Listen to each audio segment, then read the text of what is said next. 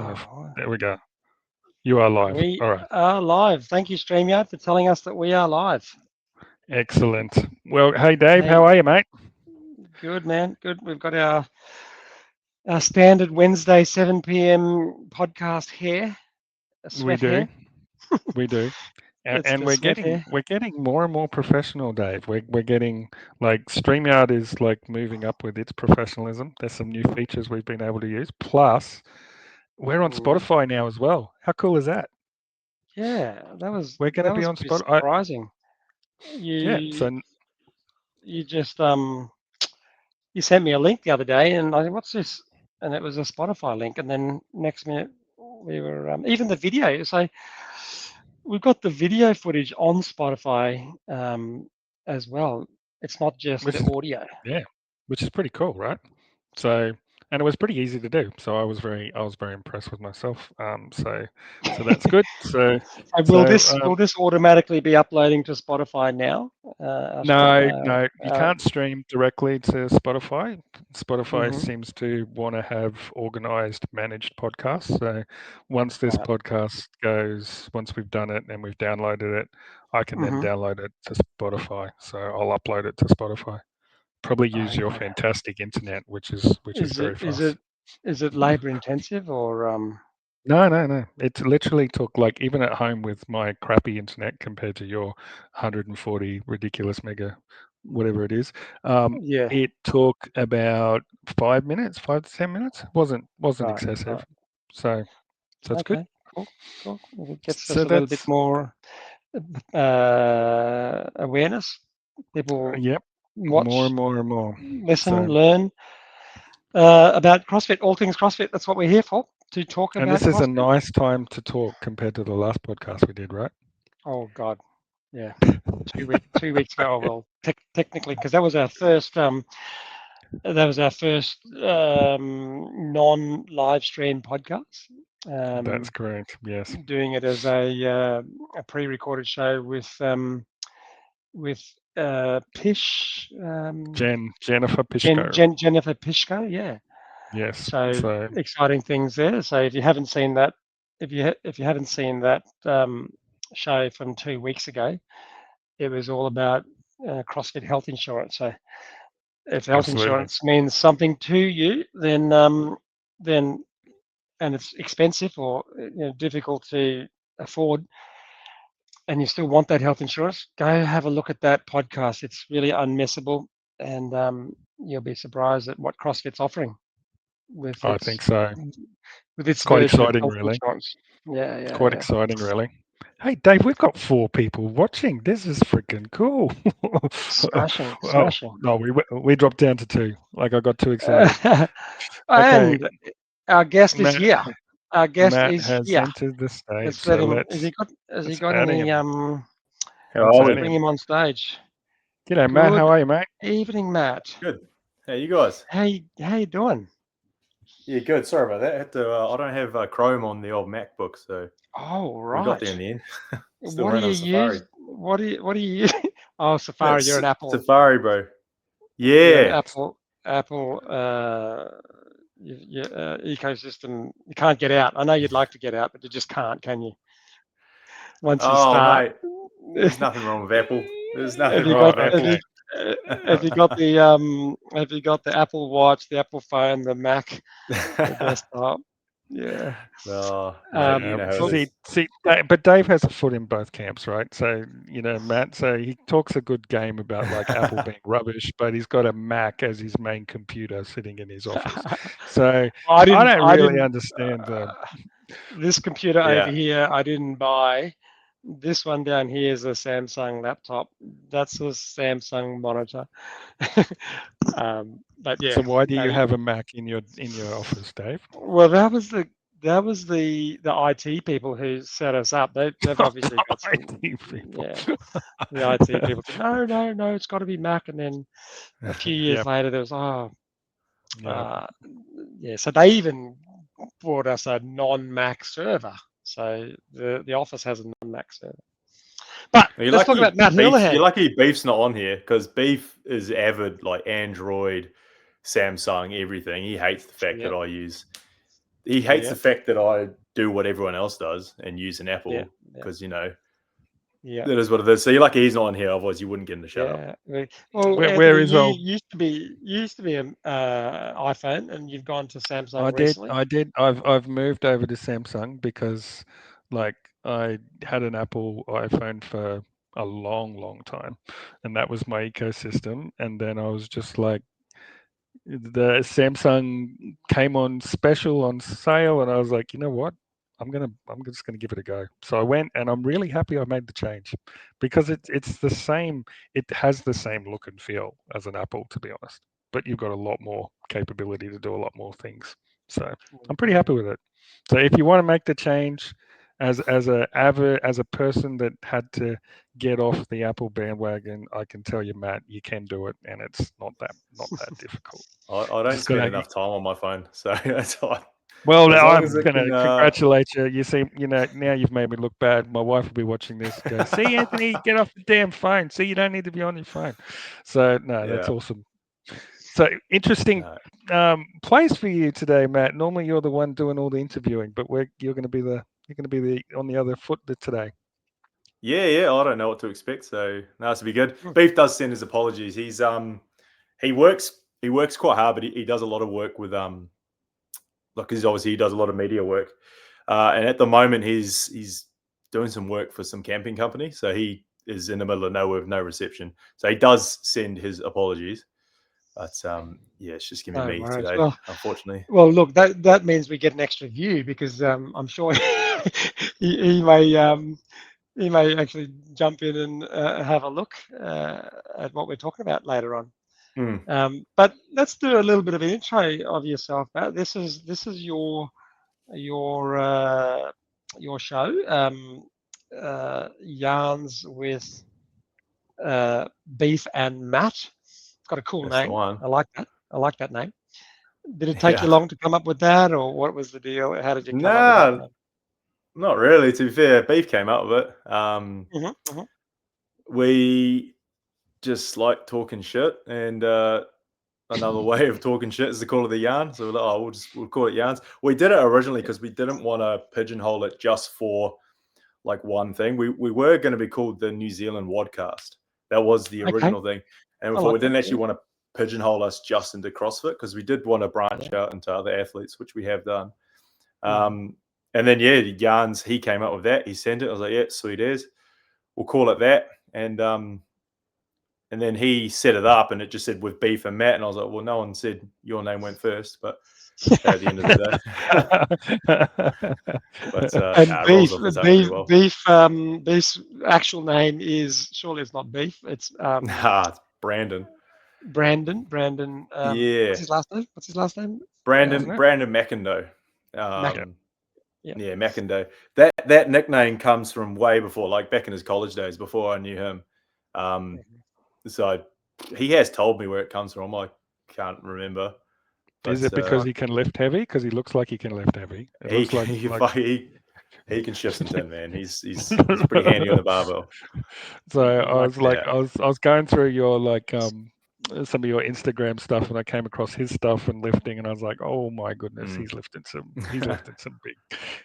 some big weights.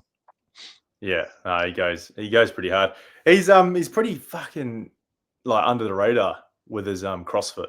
Like you see him come in, you think, oh, he wouldn't do much, but now he can shift, man, and especially on the barbell. Now he goes pretty hard on the barbell. That's where we met actually. So I own a gym in New Zealand, and he turned up because he used to play basketball back in the day. He was quite good at basketball, to be fair. And he just wanted to get a bit of fitness before the basketball season, and then he just like everyone got hooked on it and doesn't play basketball anymore. And is he still CrossFitting with you? Or is he still in at your gym at CrossFit Assiduous? No, he's not. He left a few years ago. He moved over to the Bay, so Tauranga, Bay of Plenty, which is like a 2-hour drive. Well, probably not even that, 90-minute drive from where we are. So he shifted over there, and he joined a box called CrossFit Papamar, which is we interviewed we did like an affiliate series a year ago, 2 years ago, and we interviewed the owner of that box actually, which was pretty cool. But he still goes pretty hard over there. But like he's like in the last sort of 8 to 9 months, he's taken on quite a lot of work. Like he was one of the videographers for Torian Pro this year. He was over there doing that. He's going pretty hard at the moment. So you can't call that work though, mate. You can't call that work. That would be so much fun. You know, that would be a dream, like to be on the medical team or something like that at the CrossFit Games or Torian. I think it's the editing, Dave. That's the problem. It's the filming is fun and talking and being in the event, but then just trying to put it all together into those. Yeah, but do they have, does he have to do all the editing, or is he just collecting the footage? Oh, Beef. Oh, mate, he does it all. Like, right, mate. He I mean, like I've never seen someone edit like that. Like, and a lot of creators are like this. Don't get me wrong. I just spend a lot of time with Beef. He like he'll spend 20 minutes editing something you won't even like notice, but he'll notice it. He's he'll finish an event. Yeah, he'll finish an event about 8 p.m. and then he won't finish editing until like 3 a.m. Wow. It's they go pretty hard. They love what they do and they're really good. And to get to that level, you do have to be good because there's so many good creators in the space at the moment. So you just have to see all those special effects and things like that from the Buttery Bros and it's just Hiller and all those guys. Even Hiller's stuff, which is pretty rudimentary. You know, you could do that stuff on your phone. But when you start getting into Final Cut Pro and Adobe Premiere Pro, it's like movie level quality. It's cinema sort of quality. But even that little promo video I sent you that we put out this morning or last night, that took 15 minutes. On my mobile phone, just to, I know, but like it just takes time. Yeah. And I noticed that do you guys live stream your podcast, or do you just record and up? Yeah, we record and edit. No, we've never done live. I don't even think we've done live on Instagram. Okay. Yeah, I don't know. Fuck, especially like a lot of our videos, like the funny ones. Fuck, they take like 60 to fucking 70 takes sometimes. Really? Like, yeah. We're so shit live. But but especially Anthony and I live stream because we don't have time. Like this is the cool thing about our show. Like how long we've been going for 6 months now, and we only do fortnightly shows. I'd like to do weekly shows. I think that would really increase traction. But live streaming, there's just no editing. It's how it comes.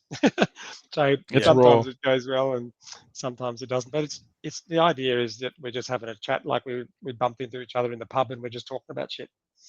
Yeah, I mean it's good. The beauty with editing, like afterwards, is like we can overlay stuff and that. But I mean, at the end of the day, we don't really edit the chats. Maybe the bit at the start and the bit at the end where it makes no sense and you don't need it in there. But other than that, it's what you see on our podcast is what's happening. We don't really cut anything out unless an athlete asks us. Especially with the latest stuff. Like I've worked with, I did the one with Jazz Hotham and Tori Peters and Marco Rojas. So they're all on professional contracts, like outside of CrossFit. So they have had to run it through their media team first. And we've never said anything that needs editing out, luckily. But in that circumstance, it would probably help. Right. So maybe when we get a games athlete. Oh well, we've already had Georgia Pryor on. She didn't tell us to edit anything else out. But I think in a fortnight we got Bill Leahy, so maybe his coach. Bill Leahy doesn't have a coach. That's what we're going to ask him. That's what we're going to talk to him about. Well, with Tori Peters, so she's on the New Zealand Olympic team, and so in what sport?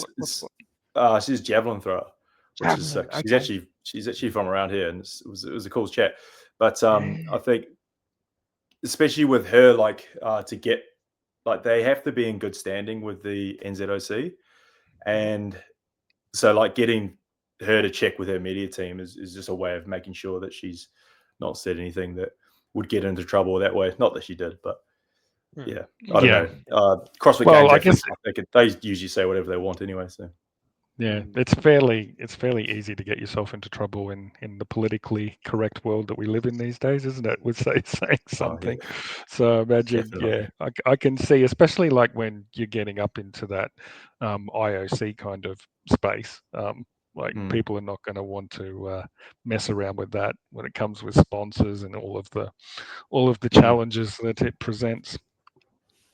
Yeah. So how Have did you you got get my into open score up? podcasting? Yeah, get rid of that. You get rid of my open score. People are going to know how fucking shit I am across.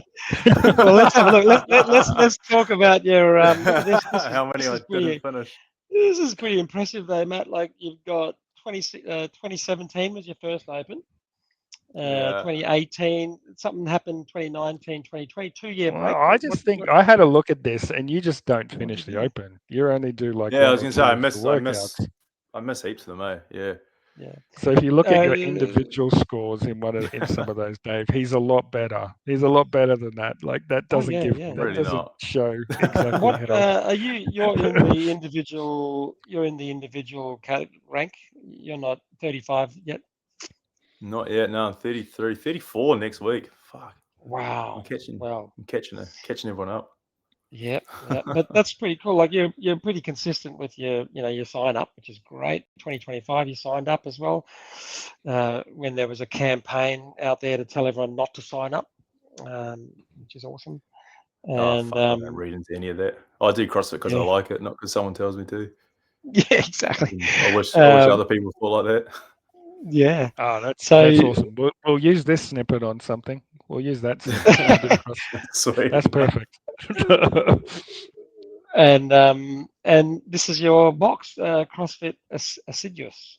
Yeah, Assiduous. We pronounce it Assiduous. Assiduous. Oh fuck. Yeah. So the name, where did the name come? I had a couple of business owners back in the day.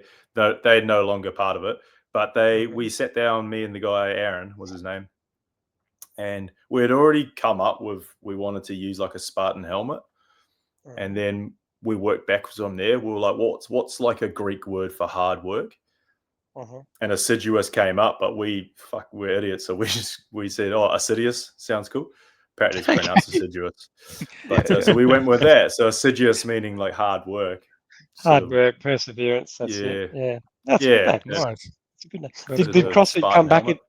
CrossFit didn't come back at you and go, "Hey, what?" Because when you make your application to own a box, they're all dicky about it. You've got to justify. You've got to justify your name and you can't use this and you can't use that. Like you can't use a region anymore because it'll upset someone else. So originally we wanted to be CrossFit Te Awamutu, because Te Awamutu is the town we're in.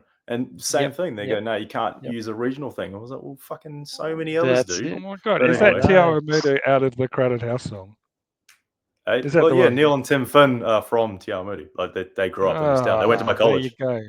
There's the link up. Crowded House. Split ends, please. Oh, wow. Crowded House was the Aussie version. Well, I love split ends too, so I got no problems with that. Yeah. No, they went to the. There's like the Te Awamutu Museum, which has like it's fucking just tiny, full of split ends. It's just pretty much just split end stuff. And Crowded House. Yeah. Yeah. So I'll just bring up for our international viewers, because we have so many. Whereabouts are you? New Zealand. You're on the wrong island, mate. You're on the wrong island. Okay. There you North go. Island. North Island, Auckland. Okay, there we go. All right, you see that place there called Hamilton? This one. Okay. Yep. All right. If you can, you need to if you were to zoom in on that, Te Awamutu would. I'm bet it's an apple, bro. I bet it's a beautiful place.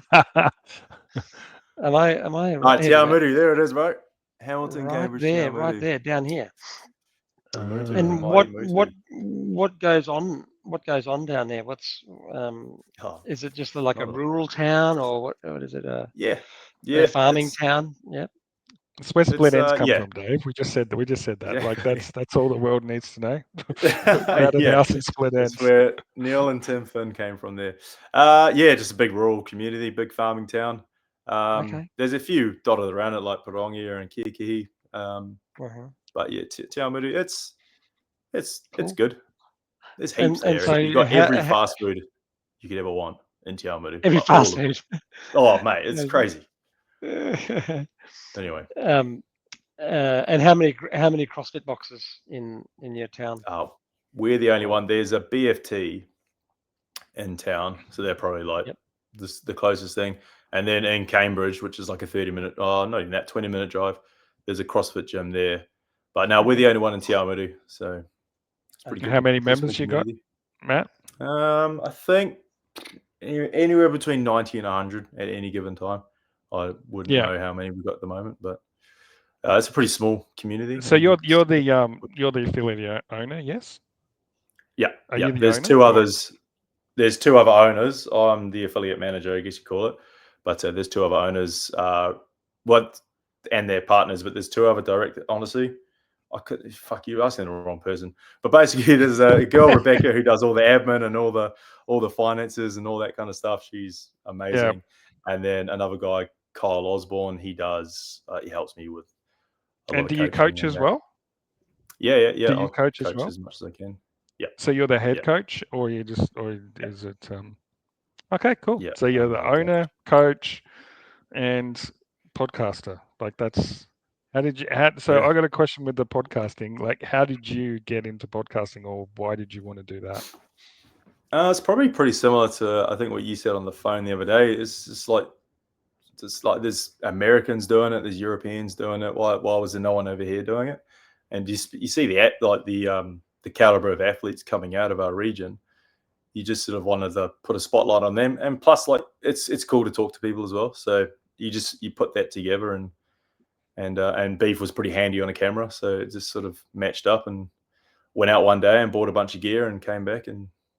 So you've got all the gear. You've gone the CrossFit way. Get the shoes, get the knee pads, all the stuff that you possibly down the cross. Yeah. So we went all like with like the roadcaster side of things, and we haven't gone that way yet. We haven't gone that way. We're just still using our basic headsets and computers. But I keep telling Dave, I'm like, we should go and get some podcast mics. We should go and do some, get some good equipment.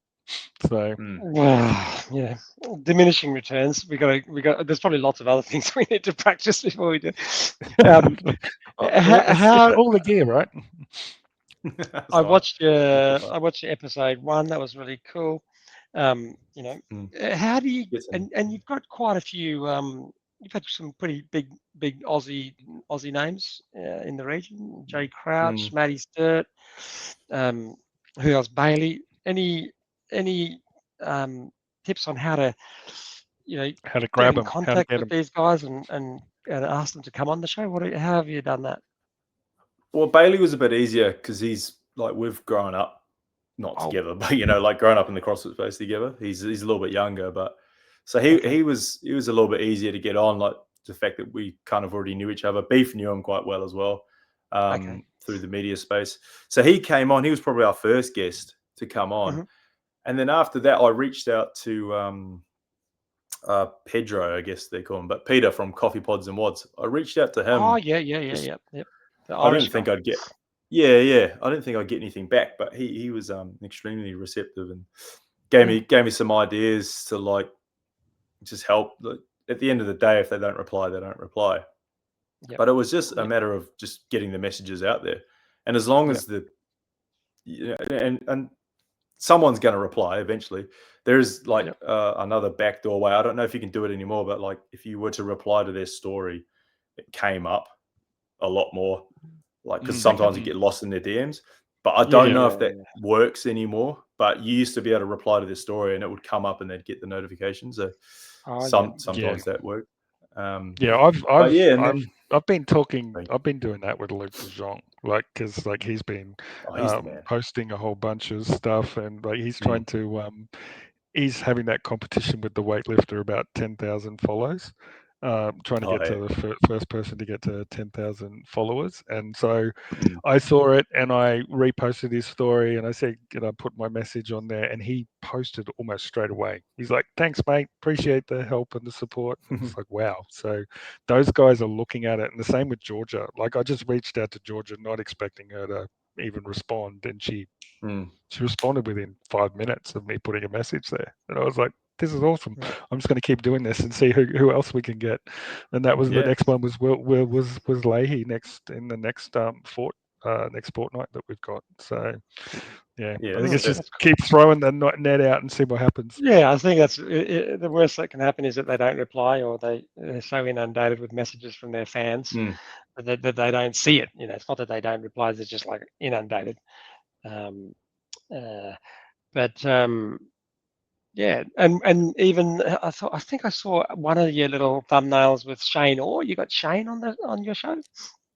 Yeah, that was pretty crazy, to be fair.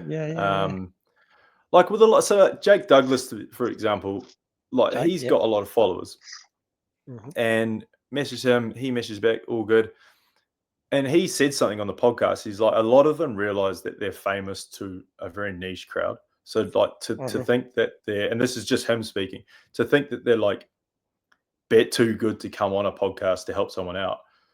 Yes. Is like, especially like, it's the way he was thinking. Is like, why would I do that? Like, so and Jake's probably, and George obviously trains with Jake, so maybe George has got some similar values in that way. Yeah. So it's not like they're in our eyes they're superstars and they're superhuman, but they're still very keen. They understand that CrossFit is a growing sport and has a very small audience. So in a way, the media that we're creating for them is beneficial too, because they're becoming more well known, and the more well known they are, the more saleable or marketable they are from sponsors, from the eyes of the sponsors as well. So that is. Have your sponsors helped with that as well? Like with LSKD and Frog being able to help get some of those names? Frog's been pretty good. LSKD, they're such a massive thing now. Like talking to them, like, and even with the affiliate, because our affiliates uses LSKD as well. Like you're dealing with a new person every year, I've found. So for them, not so much. That really, really helpful. Honestly, they would send us gear like without even asking. Sometimes they're really good at doing that. But not so much getting guests on. I don't think it's really something they wanted to do. But Frog Grits have been good. Frog Grit, we were, when we were at Torian a couple of years ago, we weren't actually there on an official like basis or anything like that. I think Beef was doing some stuff for CrossFit New Zealand, but Frog reached out. They knew we were there. Worked out a deal with getting photos for some of their athletes, and so they've been very good. I've forgotten his name actually, which is pretty poor from me, but he's a great guy. Is Froggy Australian? Are they an Australian company? Or is that, okay. I know he was out there at the Mayhem Classic as well, I think. I remember them giving him I remember phoning, giving him sort of a 5-minute spiel during the live stream. We just started having a chat about all his products. But we've got a sponsor, Matt, Redback. Have you heard of Redback? Oh, I have. Yeah, I have a few. I've got a few mates who use them. Yeah. So he's an awesome guy. His name's Matt as well. And one T or two T's? It's a big difference. Oh shit, that's a good question. It's 2 T's because he's Matthew, right? Matt Plesser. So we've got lots of use of the old Redbacks. So I think they're $70 as well, 70 Aussie dollars.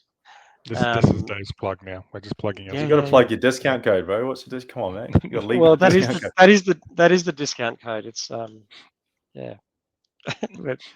It's camp, isn't it? Camp 10, isn't that what? Isn't that the thing? Yeah. Well, $70 is pretty cheap. Most of them are around $100, and they are really cool. They are really good. Like, always big shout out to Matt. You do have a pair of Frogs in reserve, though, don't you, Dave? So you've got them in reserve as well. They're in the boot of the car. They're in the boot of the car at the moment. So just in case I'm out and about and I get a flatty or something, and I can just rip out the Frogs and change the tire with them on. Well, your sponsors could be listening, bro. You can't be telling them that you wouldn't use anything else other than Redback. That's right. Cool. And what about Matt? What about what about CrossFit itself? Have you always been sort of a fit type of bloke growing up, high school and? Not so much. I think my early days. I was actually born in England. I grew up over there. I played football, or soccer as you guys call it, until I moved to New Zealand. I was about 12 when we moved to New Zealand, and played football here for a year. Realized that the level was pretty fucking shit, so ended up switching to playing rugby because I liked the idea that people wanted to turn up and train and be good. I was never that good at rugby, but I liked the training environment. And then when I left college, I didn't really do. I actually left college pretty young. I was 16 when I left. Got a mechanical trade. But I wasn't really into fitness for like maybe 4 years after that. I think I was 20 when I just got out of a relationship, funnily enough. And when you get out of a relationship, you got to go to the gym to for some reason. So and then my brother said, "Oh, why don't you try CrossFit?" This one literally just opened up 3 months ago. CrossFit Wiper is what it was called. So I went down there, did my first session. I think it was Isabel. I can't remember. It would have been pretty light, empty bar probably. I don't know. But I remember doing that, and I was like, "Fuck, this is." And did you know what a workout? What a workout match was? Did you know what that? Had you any idea of Olympic weightlifting? Like from the Olympics, I had watched. I think because it was 2013 and it was Rich's third year of winning. It was actually it all kind of fell into place. I was watching it on ESPN and I was like, "That's pretty cool," and then I decided to go to the gym, and then my brother said, "Why don't you do CrossFit? There's literally one just opened up." And I was like, "Fuck, that was the thing I was literally just watching on ESPN like the other day." And then it was meant to be. Your brother hadn't started doing it yet, had he? Or he'd been doing it for a couple of weeks. He'd already been doing it, and he goes, "Oh, this is cool. All right." Maybe he. Is he still doing it? Nah. He lasted like a year, and then. Yeah, that was a great time to watch CrossFit too, though, wasn't it? With Froning and Josh. Don't get me started on that. Honestly, bro, I don't know how you can ever replicate those years. And it sounds so shit because there's so many good athletes now. But honestly, like from 2013 to 2018, I don't know if CrossFit will ever be that cool again. But that's just me. Yeah, both the men's and women, Camille, Julie Fouché. Were you watching CrossFit at that time, Anthony? Did you see any of that stuff back in the day? No, I hadn't gone down that path at that stage. It was amazing. I've watched it all now. I've gone and watched all of the different workouts, and they come on my feed because my feed is mostly made up of CrossFit, and it's pretty much CrossFit. So when I'm scrolling through my reels, it's just like, Froning versus Fraser, and in the open announcement. Okay, I'll watch that for like 14 minutes. I'll watch them do crazy things. Well, even older, the Icelandics. Who was that guy? That bloody guy who? Oh, Miko Salo. Miko Salo. Those guys. He couldn't double under at the time, and like a year later, Savan goes out to his house. This is Savan, back in the day, like just with his little camera, just filming everything and then editing it and just throwing it up on YouTube, and everyone just consuming it. And goes, "That is not a problem anymore." Like double, because Savan says, "You couldn't do double unders when I last saw you," and he goes, "No, that is not a problem." And he just pumps out like 500 unbroken. He's a psycho though. Like he wouldn't train with music. Like he was. He was a trip, man. Just even watching all the content back then, like I watched everything. Even there was like a series called Killing the Fat Man. Like I just yes. I just watched all of that, and now I can't really commit to watching because it's all just a bunch of It's weird now, isn't it? It's not so different.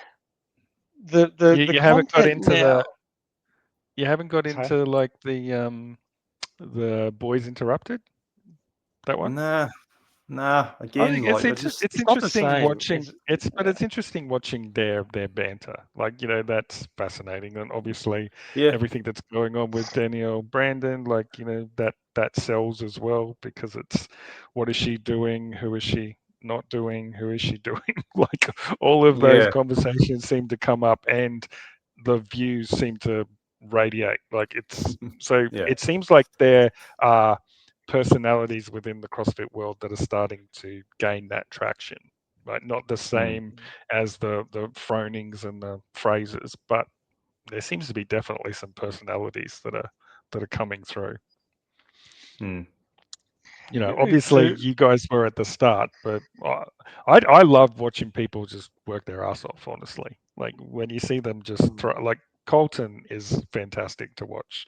Like, I used to find when I first saw him, he was a little bit boring, but now I'm really fascinated by his whole journey. So, well, it's because you kind of know him, right? You've because he's been on the Savan podcast a lot, and Kill yeah, Taylor and all those guys.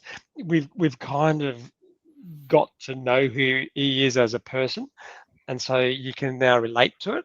And I think there absolutely. needs to be more of that storytelling. Mm. I like the road to the games, and the road to Torian and those ones, because the media goes in and you see the guy having breakfast, and then having a bit of a yarn in between training pieces, and saying how shit things are, or how good things are, and what he's working on. And you really get to know the athlete, and that's what then makes it awesome watching them at the events, because you kind of had Yeah. this background story behind them. Well, you become invested in their story as well, right? You're invested. You That's want it. to see them do well. So, That's it. so, Yeah. so And that's what? kind of the motivation of the show, isn't it? That was our motivation to start the camp. Mm, Mm. And why we call it that, CrossFit Affiliate Members Podcast. It's really about getting more people to understand what CrossFit's all about, and it all starts in the affiliate. Okay, that's Yeah, that's the sort of engine room for CrossFit is the community affiliates. yeah. yeah. Because Did when the we did the spoke, acronym just come first, or did you come up with the camp first, or did it just happen by accident? Like, what? How's that come around? What were we doing? We were just sitting around after a workout, well, thinking Dave just just texted me and said, "Got a great name for our podcast. Let's call it The Camp." And I went, "No, they gave a shit. that The sounds members that gave a shit sounds about it. They terrible. said, That "This sounds sounds campy. Are terrible. you guys gay or What are, something?" what are we trying to do here?" Can't say that. You get and look, cancelled. Camp. It's so camp. Camp. I know. I was I like, didn't know that was a word that described that sort of feminine mm, sort of. mm. And just But to make All just to right. make things interesting, the logo of this CrossFit gym is rainbow coloured too, Matt. So, and Oh yeah, I did and have a look so I actually. was like, "What are you trying to do, Dave? Like, what are we actually doing here?" And they said, "No, it's CrossFit Affiliate Members Podcast." And I'm like, "Oh, I like that now. That's actually good. Mm. Let's stick with that." So, and then yeah, so I we think, got and we got then we got t-shirts. We got the we got t-shirts. t-shirts. We made some t-shirts. We went to the Torian and wore them. See, Yeah, he's sick wearing man. the Campbell's got. I think we So got we did a some few things. singlets You somewhere. got some merch? Have you got some merch for your Oh, we yarns? did like a basketball singlet. Yeah, I went to your website and I Yeah, saw that you were offering merch, and I was like, "Oh wow, that's a pretty cool step to take." Have you sold yeah. much of I it? didn't. Nah, it was fuck. It was a bit of a dud, to be fair. It was a gamble, but we thought, oh well, like, everyone's doing merch. Let's do our own one. Yeah, No, we sold some pieces. We gave some away as well. yeah, One of the athletes at Torian, because we gave them to wear them. So Toby Crouch wore mine, and then Dante Karangaroa wore Beefs, and then yeah. Dante just never gave Beefs back. So there's one somewhere in Floating New around. Zealand with Beef's name on the back, and it's all good. See, that's what we got to do, Dave. We'll make some thing and give it away. Give it away as presents, and they'll be on the You, But they'll be on on the the Torian. giveaways, we get you camp merch. traction, man. Well, Mm. I was just driving through a service station the other day. I think it was a BP. Do you guys have BP in New Zealand? Yeah. BP? And I was just driving through. And I go, oh look, they're making merch for us. So I thought, screw that. That cost me $2 or something. And then I went through the liquor store. Not that I didn't really go through the liquor store. And they're making merch for us as well. Campfire beer. Bundy's, eh? So we can Yeah, just use those. Bundy's, absolutely. Pre-made merch. Fucking easy. Cool. What about? So tell us about what your thoughts on the CrossFit space are at the moment, like with everything that's going on. So let's start with the elephant in the room, the WFP. What do you to be fair, I don't really care too much about the WFP. It's like having a problem with different. Like, I love football. I love the Premier League. It's like me having a problem with another football league. Like, I just don't care. Like, like, people can have their opinions on it. It's cool. You can say CrossFit Games is so much better, and it's like it's still fast fitness. Like, I don't know, and I also don't know enough about the inner workings of them. I don't know if there is anything going on behind the scenes that should make it any more than what it is. You know, I don't watch the WFP. Yeah, I was going to say, did you watch Tour Stop 2 or Tour Stop 1? Nah. Yeah, that's what it is, yeah. But did you watch the CrossFit Games? Did you watch the CrossFit Games? I did watch some of it. It was a bit hard. I was on a 6-week holiday with my partner. And so when it was on, like, to be fair, she probably watched more than I did. But it was, so I watched as much as I could. Yeah. But if you weren't, cruising the world, what are you, 6 countries or something like that? 6 countries in 3 weeks. If you were just in your normal routine, you'd kind of log in and watch all the events you'd follow the weekend pretty closely. Yeah. I mean, I have done it ever since I started. It's the CrossFit Games. I suppose, like, people sort of say the WFP is good because it's kind of giving athletes more opportunities, which is true. Yeah. It's fantastic that they've got that opportunity to have more events.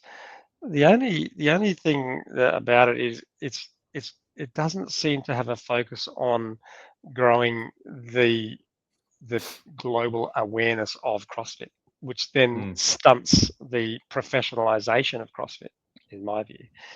It's more about the WFP, not CrossFit as a global participation, which is what we want to do. Like, I've been to Madison twice, and I'm in the taxi, the Uber or whatever it is, with the taxi driver. And, they pick up our accent. What are you doing here?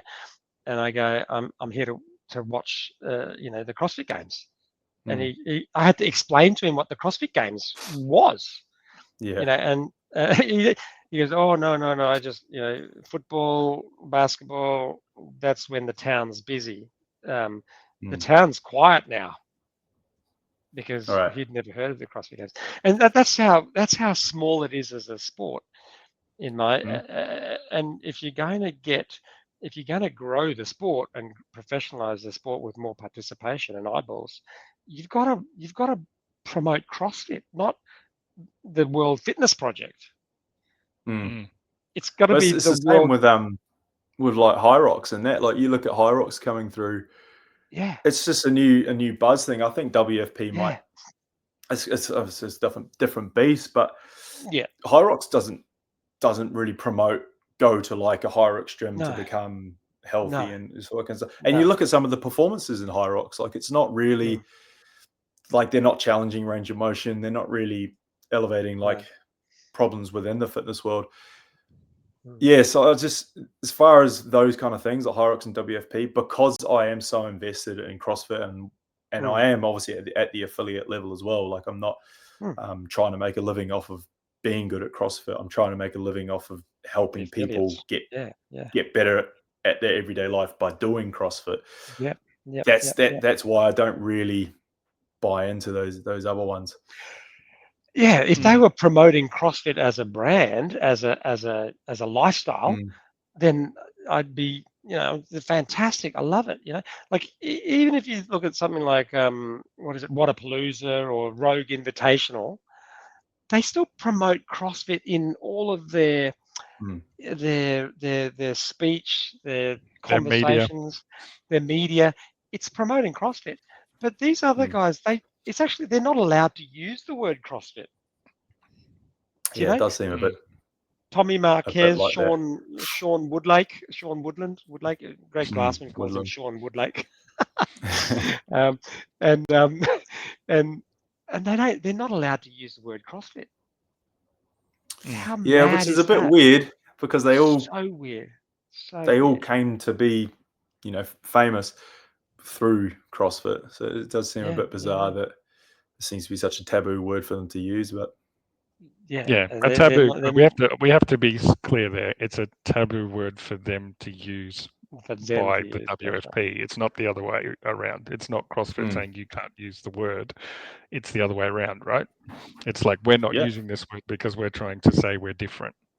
Which is the sense of division there. So, which is disappointing because, as you said, it's the same size pie which we're all trying to fight over instead of trying to grow the sport and grow so that it's about the health aspect, which is what CrossFit should be about. And then, I think the happy medium here is where you do CrossFit to do these other events. You know, because you do CrossFit, but that's 100%. High rocks. It's 100% what they're doing. Like no one who's going to WFP hasn't already hit a pretty elite level inside a CrossFit gym. It's like when, and to be fair, maybe in the next 5 years they might come to an agreement, and it will be happy. You look at when Live Golf came along to PGA, like it was the same thing because PGA were the gold standard for so long. Liv's come along and said, pretty much what WFP have done. They've gone, we're going to get you more money. And athletes are probably attracted to that. But, after a few years, they realized that they're just like, there's no point competing when, the golfers are going to do what they're going to do anyway. And then they came to an agreement and the golf space is probably better for it now. The blended. But at least Liv used the word golf, right? At least they still use the word golf, because that's the thing. Like there are precedents where other types of sport, like not strongman but powerlifting, right?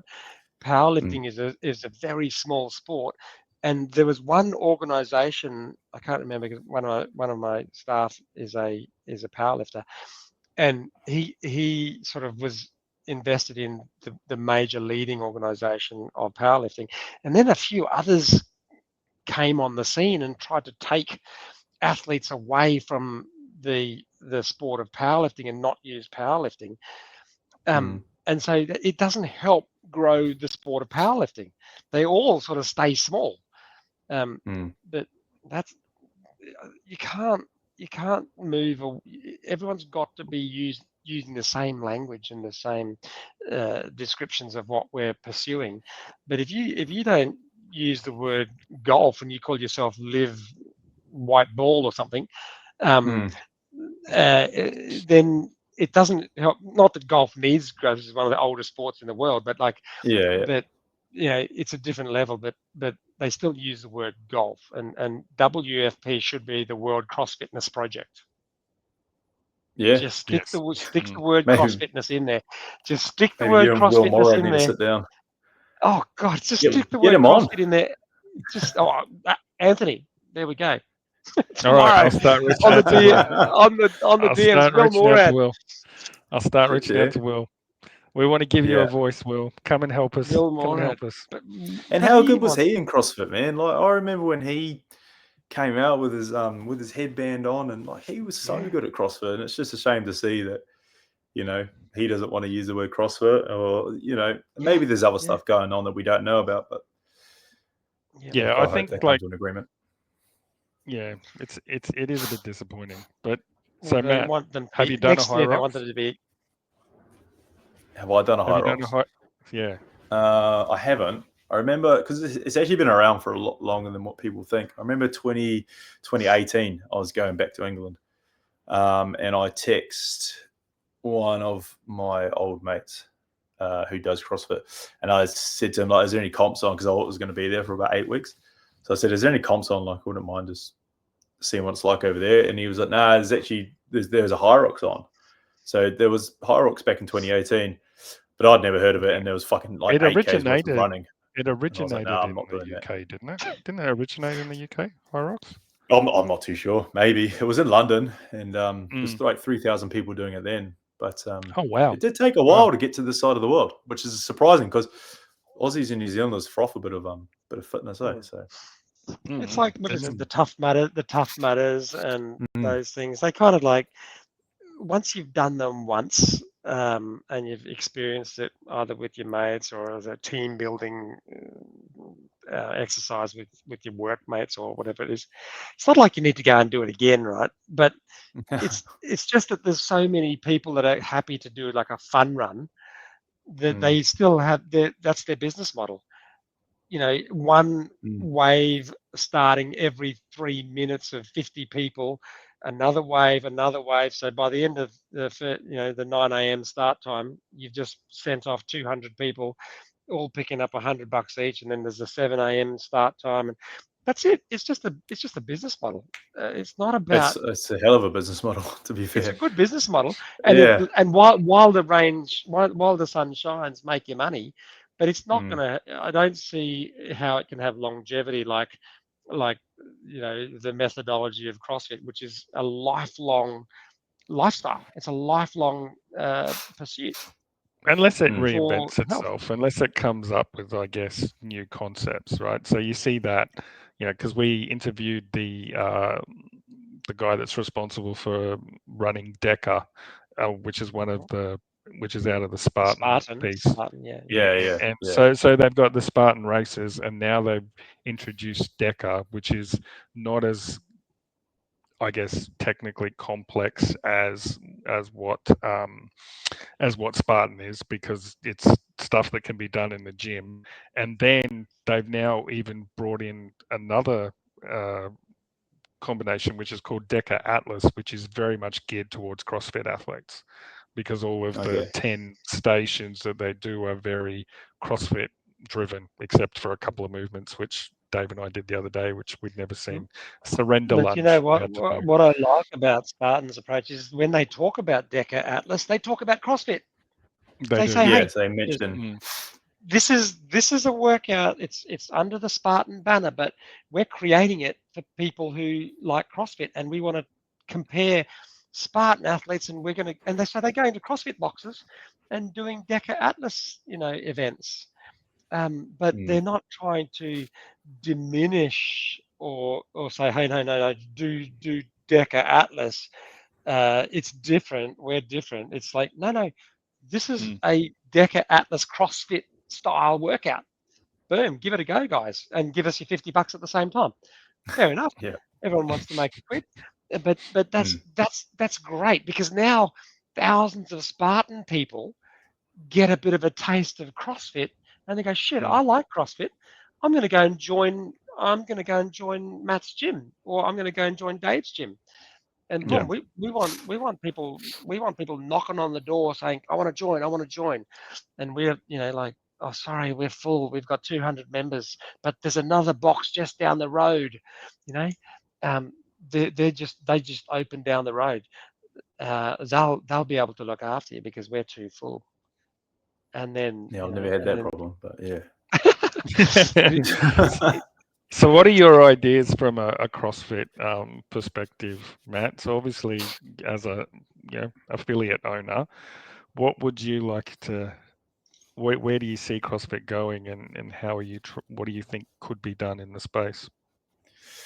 Yeah, that's a hard one. I do like what they're doing at the moment with there's no shortcuts, and they're trying to take it back to the grassroots, but it's very challenging because they did do a lot of, I don't know if it was intentional or it couldn't have been intentional, but they've done a lot of damage in the last sort of 5 years.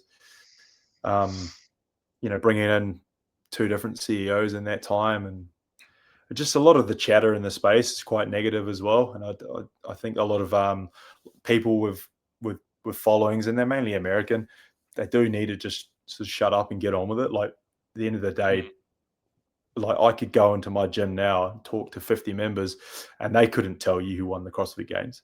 They don't do CrossFit to do that. And I think a lot of people outside looking in do see these top athletes, and they could almost negatively impact the fact that they want to go and do CrossFit. So CrossFit can't do anything to stop that anyway, and people can post whatever they want. What would I do to change it? I honestly, I don't know. I like my community, and I like what my community can offer. I don't know. So how are you trying to grow your community? So if we kind of take it back to the micro level, like what are you trying to do? In terms of what, like in terms of to grow your business, get more members, like how are you doing that? Like what's your approach? Well, that's the question. So you got like BFT doing their thing, like they crush it with their 8-week challenges and that kind of stuff, right? But CrossFit's not about, well, in my opinion, it's not about 8-week challenges. It's about life being your challenge, right? So how can you? So for me to get people in the door, it's trying to sell them that, that like you don't have to be fit to come into CrossFit. We do CrossFit to get you fit, but it's not going to be 8 weeks and then see you later. It's going to be like this is a journey. It's a lifestyle. And it's getting people to buy into that. Yeah, and it's a relative. Fitness is a relative word, right? It's a relative. Fitness for me is different for fitness for Anthony, and it's different for our 90-year-old. Like we've got a geriatric class, and I think you have to be over 70 to participate in it. And it's really funny because you see the oldies like competing against each other. I'm the fittest 80-year-old. Like they're still as competitive as us when we hit our workouts. Oh shit, Ben beat me by 2 minutes tonight. But so is Murray, our 78-year-old. He's still crushing. He still wants to crush his mate who's 80. It's really cool. It's all relative, and that's the fantastic thing about the methodology, is that every single day we get to enjoy this amazing playground of functional training, and life doesn't give us that. Working in an office, working in modern lifestyle occupations kind of restricts that expression of functional movement. Which is where the reversal of chronic disease comes in, I think. You're promoting the true lifestyle health changes that come with CrossFit is kind of very different to a bloody 8-week challenge. What do you do after the 8-week challenge? Like what do I do then? Is that it? Do you think though? Go get on the bus again. Yeah, I've lost 5 kilos now. I can get back to my weekend booze benders. But do you think those little options though, those options like the 8-week challenge? Do you think CrossFit could use some of those pieces to kind of at least start the process? Like, because it seems like it's you got to get them in the door, and then you can kind of do the upsell of lifestyle and all that sort of stuff. So I guess my experience, Dave, when I walked into because Dave had the first box in a hospital, and I went through, because I had a really bad back, so my process was through neuro hab, and I used to watch this class before I do my neurohab, and I'd watch these people and I go, what are they doing? Because they were doing CrossFit or they were doing NeuroMove, and I was watching them do it, and I'm thinking, I'm never going to be able to do that. And I used to look at the little poster on the wall, which was the 100 words of fitness, and I used to read that and say, oh, okay, I'm not doing any of that. And it gradually happened that all of a sudden I went from neurohab to NeuroMove to CrossFit.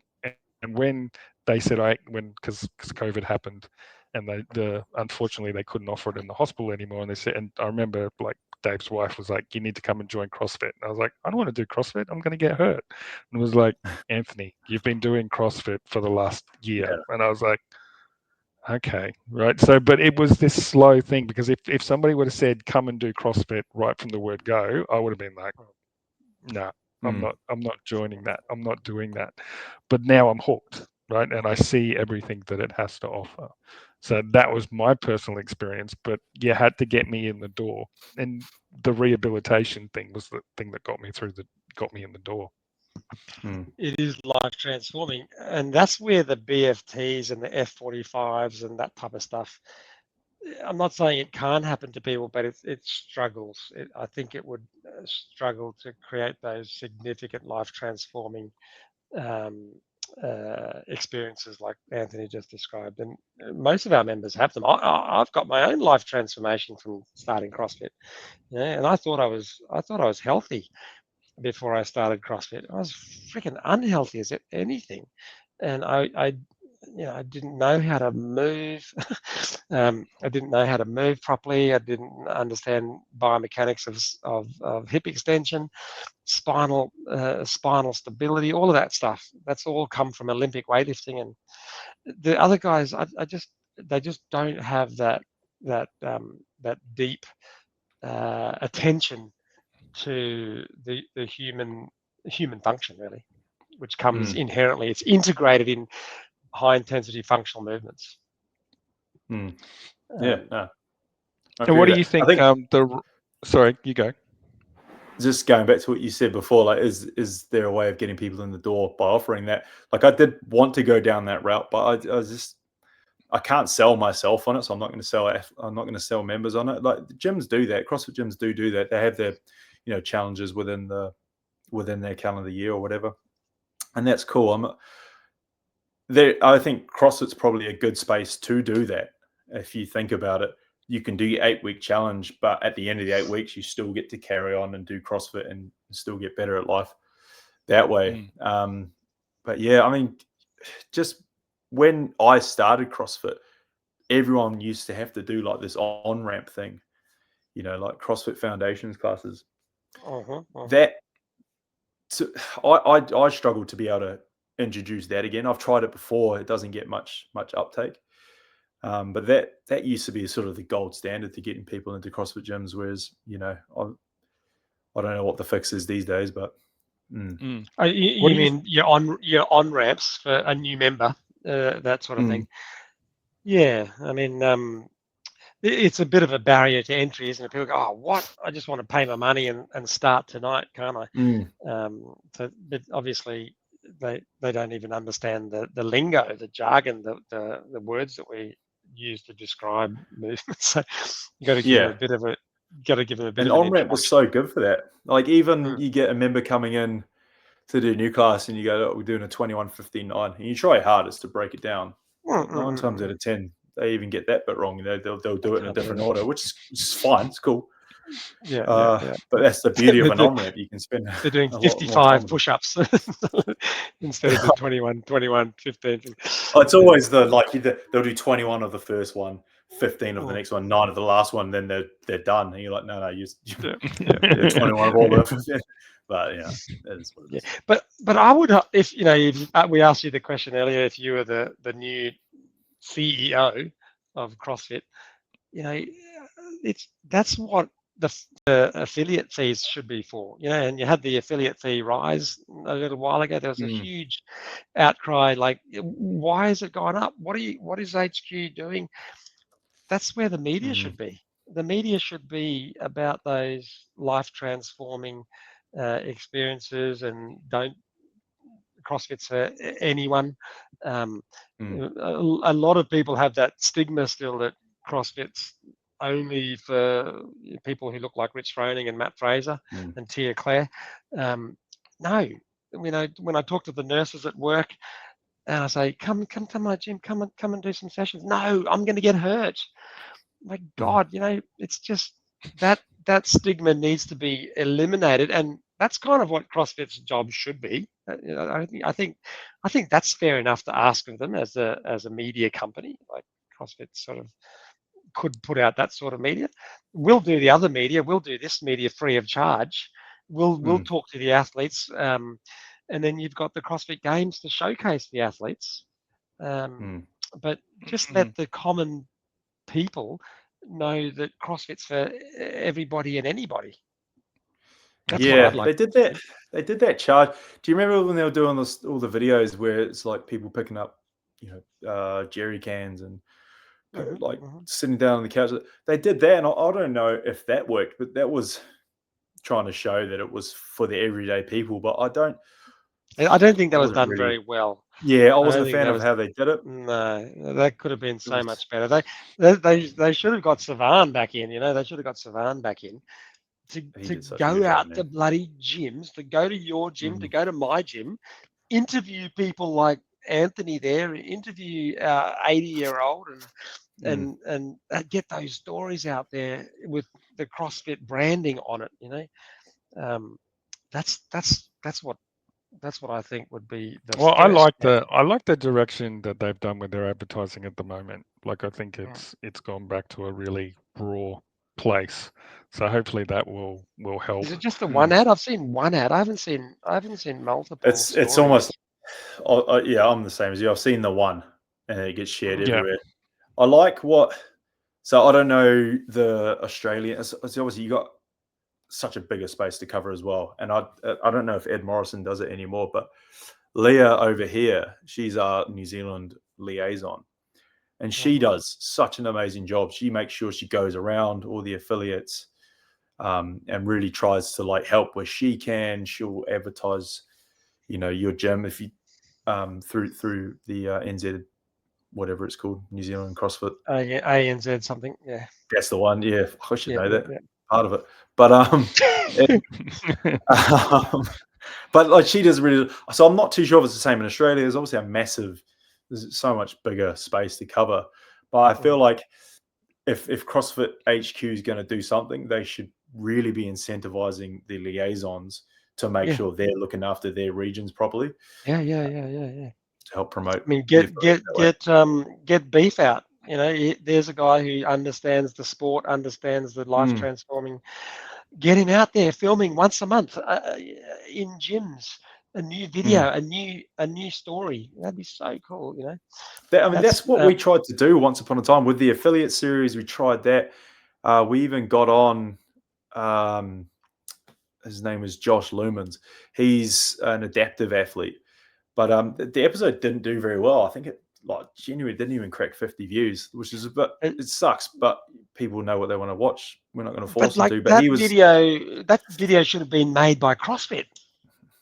Yeah, it would have gone down quite well. HQ should have come to your gym and done that, right? It's difficult for us as amateurs to get the eyeballs, the traction, the eyes. Yeah. Yes. It's got to come from the big player. We'll do it. You've done it. We've done interviews, 100 views, 50 views. We still had fun doing it, but it's not enough momentum to reach crack through the algorithms. Obviously, let's use the word yet, though. Let's use the word yet. Yet, Dave. It takes time. We barely crack. We barely crack a few hundred views. But it does take perseverance. We've had quite a few breaks this year from doing it, which doesn't help. It stops. Do you try to do weekly shows? Or? We did for ages. We went weekly every Tuesday. But it just once, because Beef, like I said, he lives quite a while away. So it did get a little bit hard, and then we went to fortnightly. Then we took a break over Christmas, and it was pretty hard to get the traction back up. People still wanted to come on, and we did well that way. But definitely this year has been quite slow for us. Not having Beef on, so. And, if you're busy, send them our way. Saying, hey, we got this two crazy Aussies. Just message them, bro. You can come and be the third host on ours. Mate, invite me. I'll come on. I love talking CrossFit. But Luke De Jong is the man as well. You'll get him on easy as I'm actually talking to him and Riley tomorrow. We've got a pretty funny episode tomorrow. We're recording because they've been having their online. I don't know if you've been following that, but Riley and Luke have been having their online little beef, which is just fucking so funny. So we're going to get on and talk some shit. And that's the stuff, right? That's the stuff that builds the characters for people to follow, right? So they become likable. You want to follow them. You want to see how they're going to go in the games. Especially like CrossFit, I think has a really unique opportunity because, as you said before, like when Bailey has talked about the fact that, was Jake that you mentioned, that Jake understood that he's not a celebrity pretty much anywhere else except in the concept of CrossFit. So he's happy to kind of do and promote and be on those things. That's an opportunity where the athletes that can join different affiliates, come and train, connect, which creates that more connection because you feel like, oh my God, I'm closer to somebody who's going to the games. That means something then, right? At the moment, if they are very standoffish and they're like, okay, I'm not going to talk to you, or, I'm too good, like which some of the Americans probably are, it creates a very disjointed opportunity, and it's not an opportunity anymore.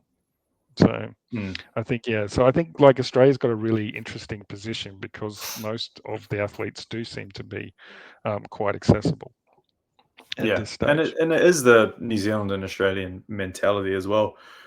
Like everyone, 99% of people are pretty keen for a yarn, and just they don't think too highly of themselves.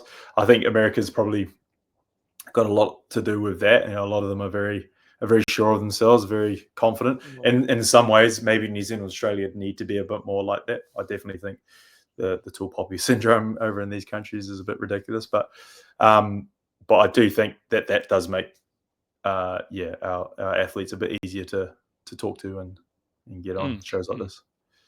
In general, CrossFitters are pretty cool people, though. Like people who the personality type of people who really get engrossed and invested in CrossFit.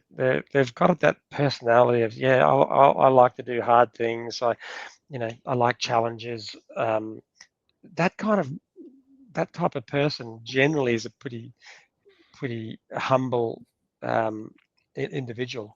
And like if you think about like our community, your community, you could probably have a beer with anyone in that community. You could probably sit down with them and have a meal, have them come to your barbecue, because they're just cool people. So the athletes generally are like that. I don't know. There's a few sort of outliers in the States. There's some personalities that for some reason seem to attract the attention, but maybe that's the way that they want to be, so that they get more attention and eyeballs and sponsorship, because even bad publicity is good publicity. If you look at it like that, But that's probably cool that the guys can come up. What about the? Do you get concerned about who the new leadership's going to be? Like, it just seems to be dragged out. I thought the new leadership would have been announced, and the sale of CrossFit and what that's going to look like. As an affiliate owner, does it concern you at all? Like, I don't think. I think when it first got sold, I took a lot of care about it, and then because who was the first one? Eric Rosa, and then Don Full bought it off him. So I think now I don't. It's not that I don't care, because I do, but I don't know what they can even offer affiliates, because the last two owners haven't done much other than hike the prices and made a few videos. But I haven't seen anything that's helped me personally. I know they've tried releasing the programming, which I don't use, but it's there. You can use it. I get that. The cap program. Yeah, the cap stuff. Yeah, which that's supposed to be free to affiliate owners, is it? Or do you still? It is free. Okay. Well, I thought it was free. Fuck. Well, I've never used it. To my understanding, I thought it was free. Maybe you do have to pay for it. I'm not too sure. Yeah. It wouldn't. So as far as I'm not worried, I don't know if someone like Rich Froning came along and bought it, which I really hope does. I'd be pretty stoked. Just because I'm a massive Rich Froning fan. But again, I don't even think if someone like Rich Froning can do too much for a gym in New Zealand. But hey, I don't know. Mm. What's your No, guess? it would only, Possibly. it would concern me if the leadership that took it over sort of eroded it even further. And big corporations like the company that owns it now, the sort of the mothership company, it's actually effectively owned by Warren Buffett. Yeah, BlackRock. that's true. BlackRock. And Warren Buffett probably has no idea what CrossFit is, right? So, he's just an 80-year-old trillionaire or something like that, right? Yeah. And as soon as they just have the algorithm that, hey, the organization of CrossFit is not making much money, sell. And every time that happens, it just gets devalued and devalued and devalued. And that's the only time when, as affiliate owners, we would go, oh shit, that word on our wall has absolutely no meaning anymore. That's my concern, is that the brand and the methodology of CrossFit basically sinks into quicksand if the new leadership isn't good, because you can only handle a few dodgy ones that we've had, with Eric Roser and Don Fall. That's what does concern me a little bit about if someone doesn't take it over who really truly understands CrossFit. And like you said, Rich Froning, but he's kind of alluded that he'll be out. He's going to leave CrossFit if someone dodgy takes it over, and he'll de-affiliate. I think he'd get enough backing to do it. He obviously makes quite a bit of money, but the Mayhem brand empire, yeah. I mean, you get a couple of investors involved. I mean, I'm talking like I know what I'm fucking talking about, but it would be cool. It would be cool, and I think just to piggyback what you're saying on there, if the new owner came in and really made it sort of how it appealed to so many people between the years of, I'm going to use 2013 and 2018, that appealed to so many people. It appealed to myself. It appealed to so many people around me. If they can come in and maybe brand it to look like how I saw it, that would be pretty good. It would, like you say, it would make that paying for the name on the wall feel a little bit more, worthwhile. Yeah. They don't need to do too much. They just don't. They just can't stuff it up. Just almost just like a bit of media and just step back and do nothing to stuff it up. Hopefully, no one else drowns. That would be helpful if no one drowns or sort of that was unfortunate. Someone falls off a freaking ring muscle up and breaks their neck and becomes quadriplegic or something. That wouldn't be good. But it's a dangerous sport inherently in trying to crown the fittest on earth, right? I think when we enter the local CrossFit tournament with the swimming pool, if we're tired, mate, we're just gonna trade water. But some people, unfortunately, can push themselves to extremes of fatigue, whereas we go, no, I'm cool. I'll come last. I won't go to that dark place. No. Where's the dinghy? Let me hold on to the side. Well, I mean, that was the biggest downfall of that, was they just didn't have enough people there, and it was quite frustrating that even happened, because obviously there's been 1,000,001 people talk about that incident. If there are major events already in place that do open water swimming, why wouldn't you piggyback their safety precautions? I don't. That's the one thing I don't understand, is why do you think you're bigger than things that already exist? And people still die in triathlons. People still die in open water things. I'm not saying it's bulletproof, but why would you think that? They why not? It could have saved someone's life. It annoys me a little bit, but But I get upset when people use that as, I'm out. I'm not competing anymore because of that happened. That's not helping the situation either. well, it's just protecting their image a little bit. I think you see it all the time. You see, I mean, there's a lot of political things happening right now in the world that people comment on, and you think, is it as genuine as you are being, or is it because you're saying what you think the public wants you to say? You know. But yeah, I won't dive too much.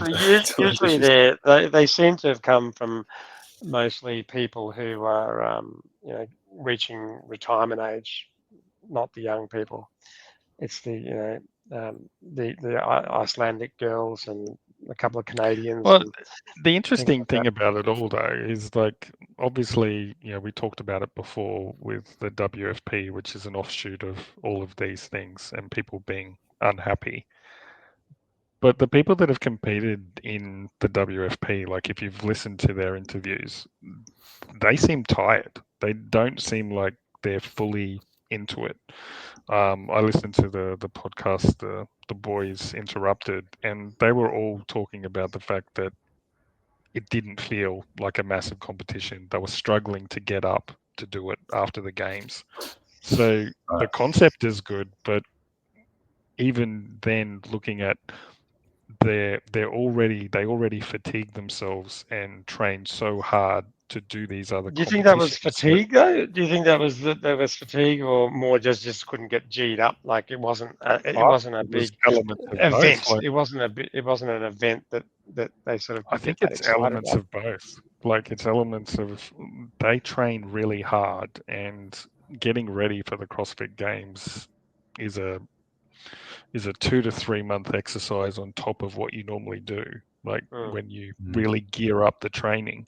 So then you've got to, and then you have that come down, and then all of a sudden you've got to get yourself up again for another event. Like you see it all the time. You see it in tennis. You see it all these events that athletes are starting to go, I can't do this. I'm too tired. The season's too long. So that's the risk that they're now kind of presented with. And the ones with the pro card, whatever that means, they've already been paid, right? They've already, so why sort of get all fired up when the money's already in the bank? Yeah, I think if the two came together, like you mentioning tennis there, like the appeal of tennis is that if you win X amount, you get the Grand Slam, right? You get something that not many people can do.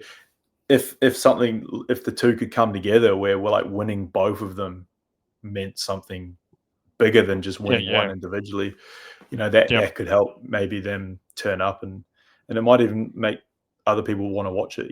Like fuck, can he back it up? Can he go and the Grand Slam? How you win? I don't even know how you win the World Fitness Project. Like, can you win it? The finals in Copenhagen, 2 stops 3. Right. But Will Moritz alluded to the fact that he wants people to be exclusive next year. You got to choose one or the other. Be a CrossFit athlete or be a WFP athlete. That's I actually think people are going to go CrossFit. I think people will go CrossFit. I think people have already got it. Do you think Austin Hatfield's going to go WFP when he's lost half his bloody testicles?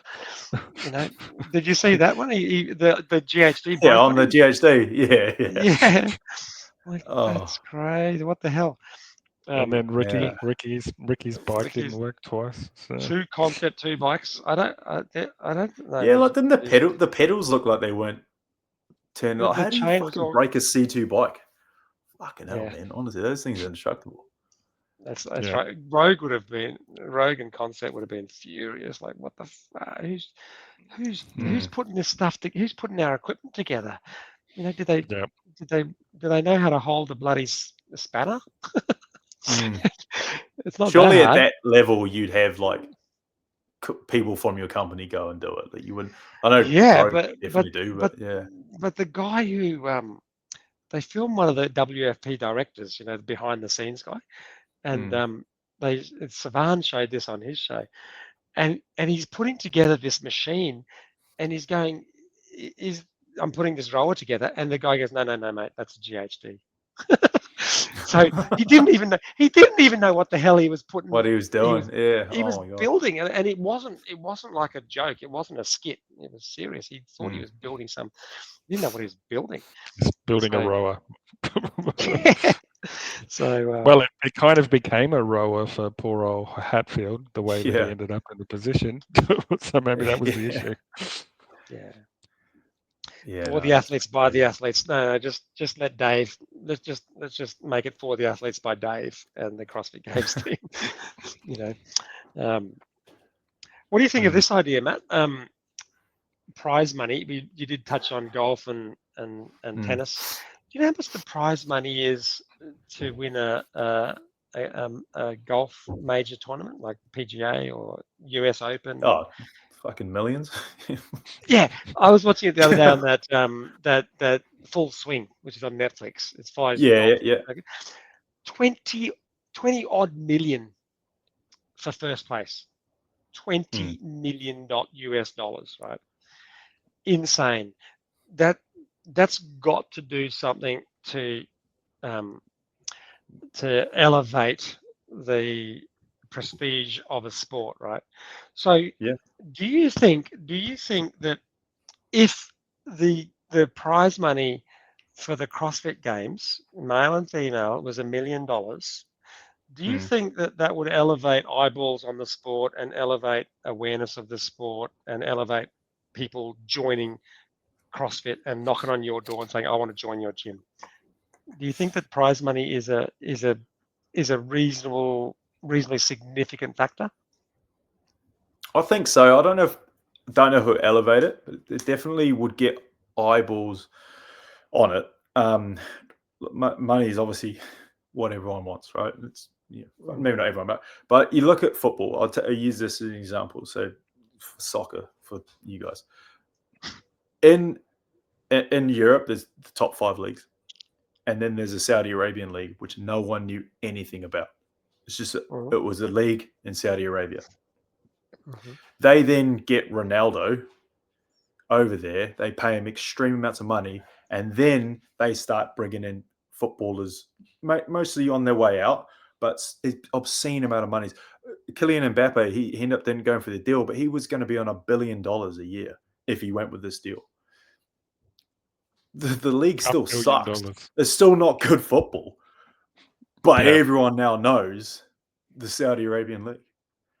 Do people watch it now? Like, do you watch it? Yeah, people watch it.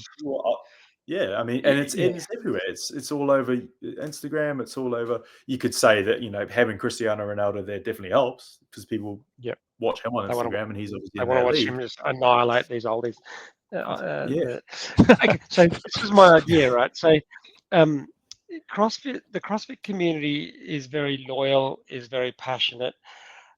I had the idea to create, not to compete against the CrossFit Games, but to create the CrossFit Community Games and to crowdfund $5 million. To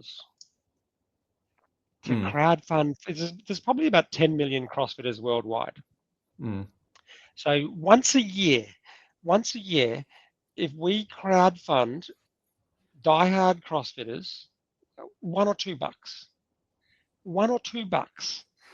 we crowdfund several $1 million to then have the CrossFit Community Games, and the winner of those games, male and female, goes home with $1 million, something of that nature. It doesn't seem that irrational. It doesn't seem that irrational that you couldn't do that, because we kind of know that the CrossFit. Did you see our podcast 2 weeks ago by any chance? No, sorry, I didn't. Which one was that? You're supposed to say yes. You're supposed to say. Don't put me on the spot like that. No. The reason so many good ones. The reason why is that CrossFit has already confirmed that they can crowdfund millions of dollars through having the CrossFit health insurance. Right. So CrossFit has now released a CrossFit health insurance that you can join. And if you get sick, if you get hit by a truck and you need 10 operations, or if you get cancer and you need chemotherapy, radiotherapy, brain tumor cut out, that costs $1 million. The CrossFit community will pay for that through a crowdfunding insurance scheme. Crowdfunding. Right. It's crazy.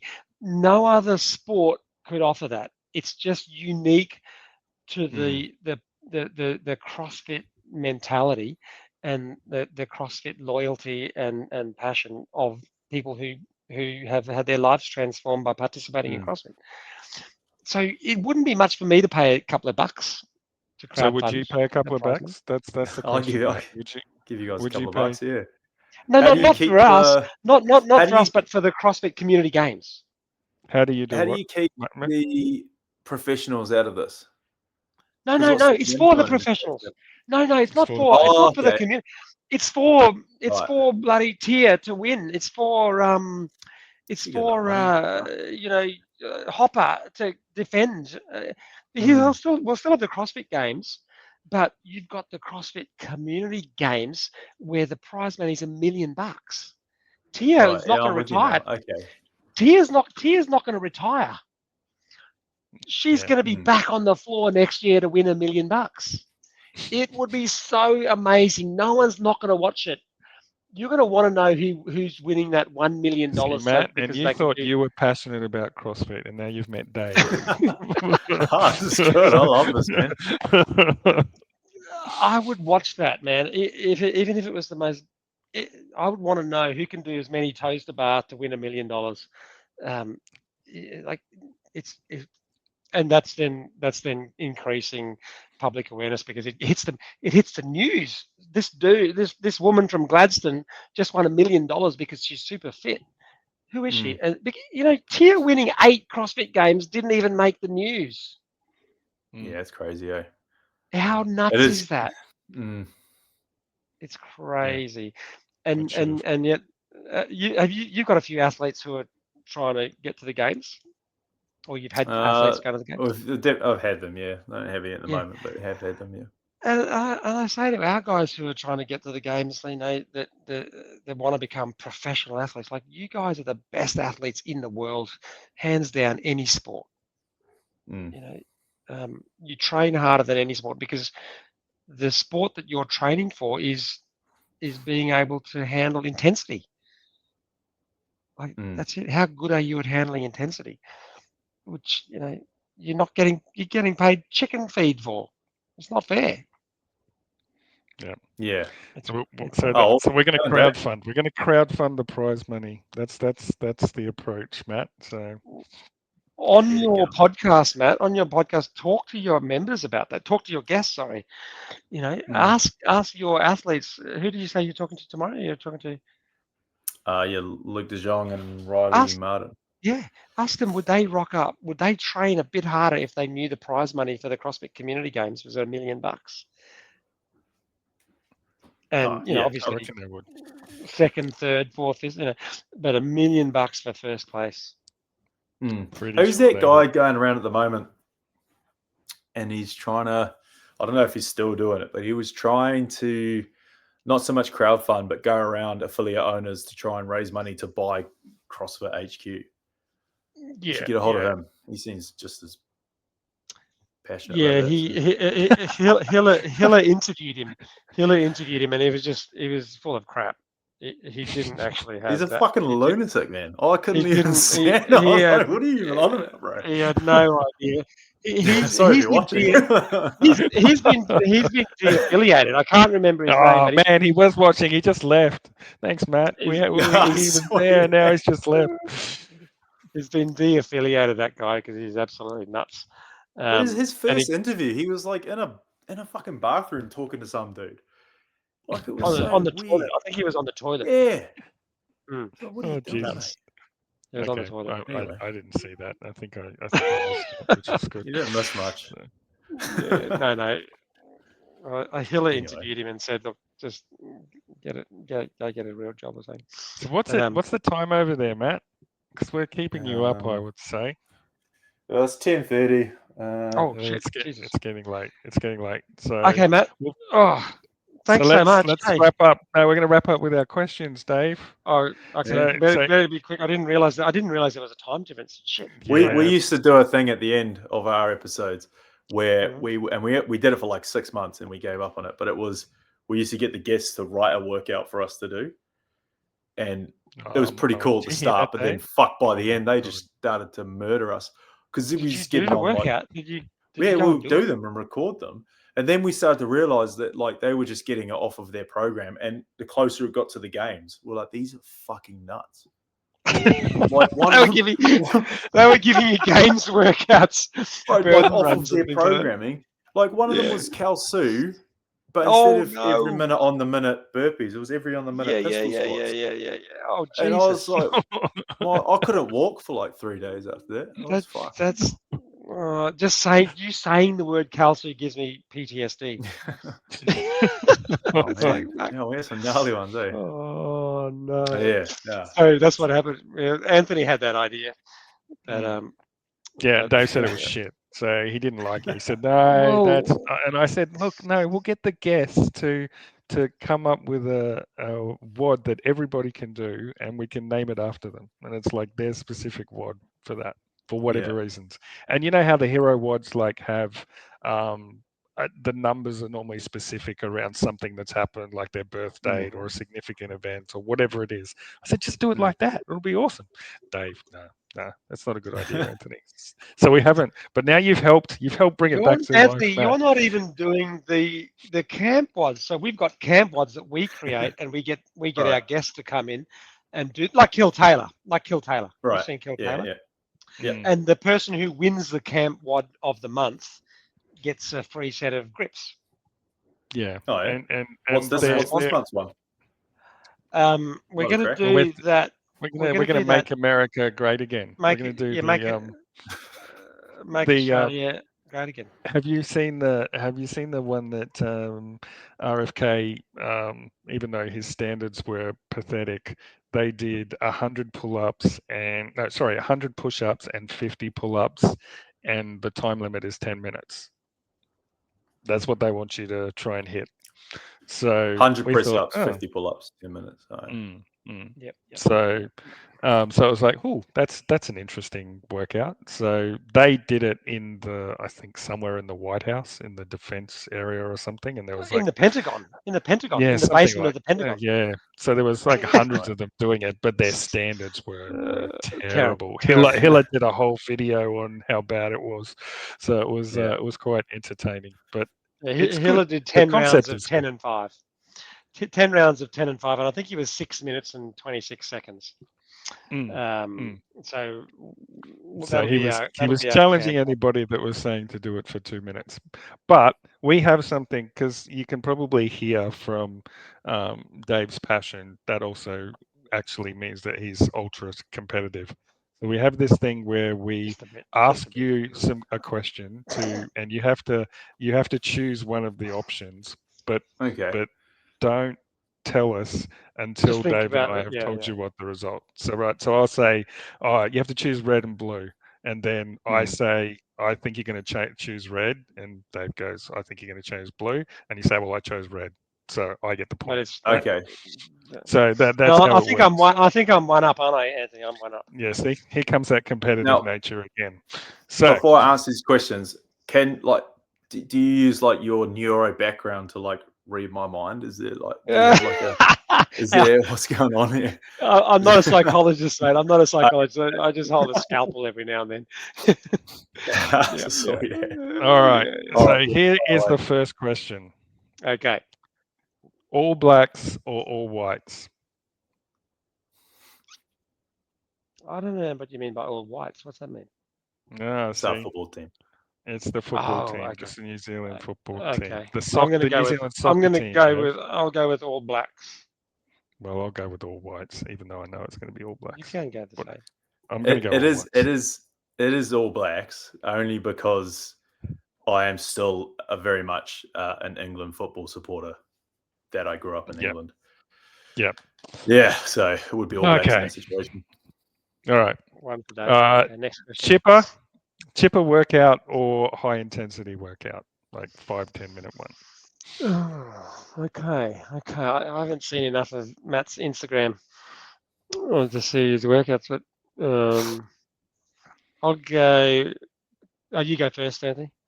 I'm going to go hit. I'm going to go you like it High fast. intensity. I'll Yep. go high intensity as well. Yeah, I prefer the chipper workouts. Which is weird. Like, I am better with the faster ones. Mhm. But I prefer doing the long ones. I like the challenge of chipping through and finishing at the end. So yeah, chipper for me. Chipper. Okay, we both lost that one. No points. No points. No points. All right. Next Bailey question. or Riley? Oh fuck. What do you mean? For what? For what? Yeah. What do you want me to do with them? Who's better looking? Favorite athlete to interview. Who's got the better coronary arteries? No, shut up, safe. Favorite athlete to interview. Okay, yeah, good one. Bailey or Riley? My turn. I'll go. Dave? I'll go Bailey. I'll go Riley. I think Riley seems more funny based on what I've seen. I have to go with Bailey. Just Jesus, I've man, had him you let on. me down, man. We've had him on 3 times. I just know him a lot better. Pretty good. He's a pretty good interviewee, is he? He is. He's so good, man. Like, he's a bit awkward to start with, but when you get to know him, like his banter's pretty good. Riley's still good though. We're hoping to get him on the show as well. And a mate of mine's a cardiologist. Text him. He'll get on. Yeah, text him. A mate of mine's a cardiologist.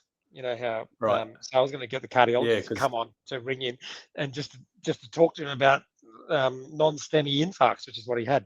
You know about that. Like there's subendocardial. Yeah. It's a very special type of, not special, but special type of heart attack. So yeah, let him know. I'll get him a free consult with my cardiology mate. Yeah, love on the podcast. Yeah. Okay. Next question. All right. Or how many have you got? Is it only 5? Next phone, Apple or Samsung? Oh shit! It's your turn. You pick. I think I've done a sales job. I think you're ready to go to Samsung. I'm going to go with Samsung. I think Matt's deep in the Apple ecosystem. He's going to stay with Apple for the next 20 years.